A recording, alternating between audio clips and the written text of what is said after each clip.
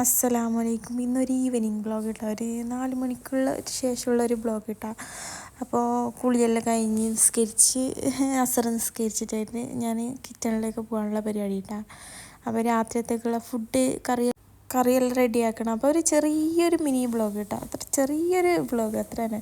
പിന്നെ ഞാൻ ഇതിലൊരു റെസിപ്പി കാണിക്കുന്നുണ്ട്. മസാല പറഞ്ഞിട്ട് ചെന്ന മസാല, ഒരു കർണാടക സ്റ്റൈൽ ഡിഷ്.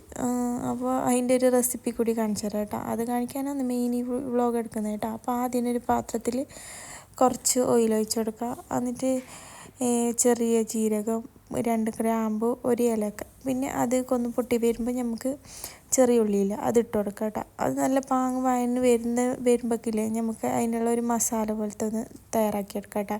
അതിലൊരു ജാറെടുത്തിട്ട് ഒരു കഷ്ണം തക്കാളി, പിന്നെ കുറച്ച് തേങ്ങ, പിന്നെ പട്ടിയില്ലേ നമ്മളെ പട്ടി ഇട്ട് കൊടുക്കാം കേട്ടോ. ചെറിയ കഷ്ണം നല്ലോണം ഇടണ്ട, കുറച്ച് മതി. പിന്നെ ഇല്ല നല്ലോണം ഇട്ടെങ്കിൽ അതിൻ്റെ ഒരു കുത്തലുണ്ടാവുമല്ലോ, അത് അതിലേക്ക് ഒഴിച്ചു കൊടുക്കാം കേട്ടോ.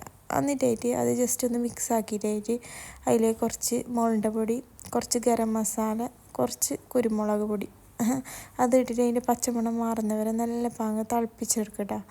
അതായത് നല്ല പാങ്ങ് അതിൻ്റെ പച്ചമണം എല്ലാം പാങ്ങിൽ മാറണം കേട്ടോ. പിന്നെ കുറച്ച് 2 സ്പൂൺ കൊത്തമ്പാരി പൊടി ഇട്ടിന് കേട്ടോ.